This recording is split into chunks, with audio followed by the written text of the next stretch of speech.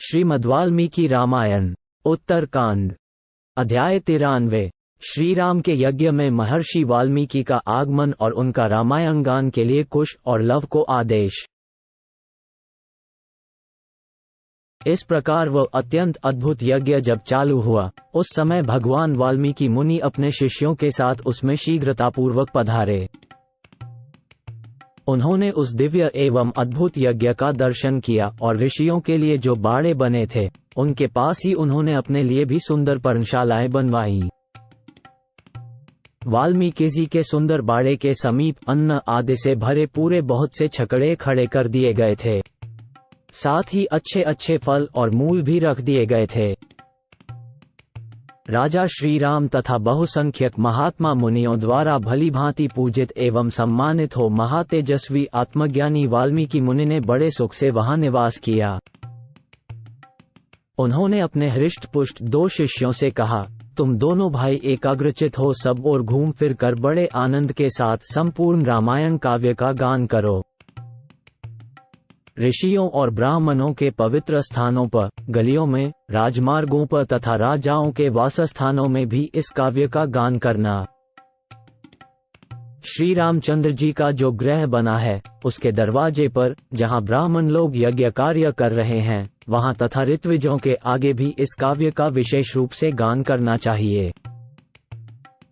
यहाँ पर्वत के शिखरों पर नाना प्रकार के स्वादिष्ट एवं मीठे फल लगे हैं। भूख लगने पर उनका स्वाद ले लेकर इस काव्य का गान करते रहना। बच्चों, यहाँ के सुमधुर फल मूलों का भक्षण करने से न तो तुम्हें कभी थकावट होगी और न तुम्हारे गले की मधुरता ही नष्ट होने पाएगी। यदि महाराज श्रीराम तुम दोनों को गान सुनने के लिए बुलावे तो तुम उनसे तथा वहां बैठे हुए ऋषि मुनियों से यथायोग्य विनयपूर्ण बर्ताव करना।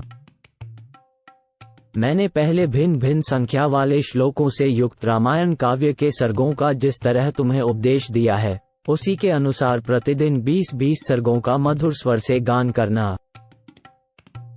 धन की इच्छा से थोड़ा सा भी लोभ न करना। आश्रम में रहकर फल मूल भोजन करने वाले वनवासियों को धन से क्या काम।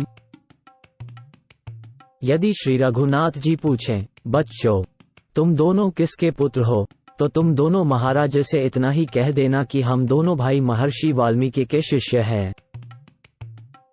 ये वीणा के 7 तार हैं। इनसे बड़ी मधुर आवाज निकलती है। इसमें अपूर्व स्वरों का प्रदर्शन करने वाले ये स्थान बने हैं। इनके स्वरों को झंकृत करके मिलाकर सुमधुर स्वर में तुम दोनों भाई काव्य का गान करो और सर्वथा निश्चिंत रहो।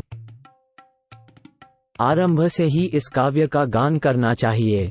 तुम लोग ऐसा कोई बर्ताव न करना जिससे राजा का अपमान हो, क्योंकि राजा धर्म की दृष्टि से संपूर्ण प्राणियों का पिता होता है।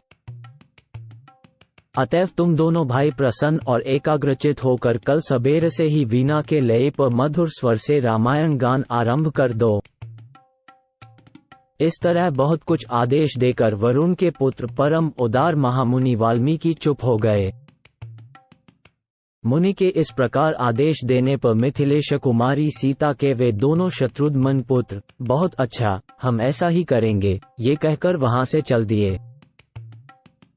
शुक्राचार्य की बनाई हुई नीति संहिता को धारण करने वाले अश्विनी कुमारों की भांति ऋषि की कही हुई उस अद्भुत वाणी को हृदय में धारण करके वे दोनों कुमार मन ही मन उत्कंठित हो वहां रात भर सुख से रहे।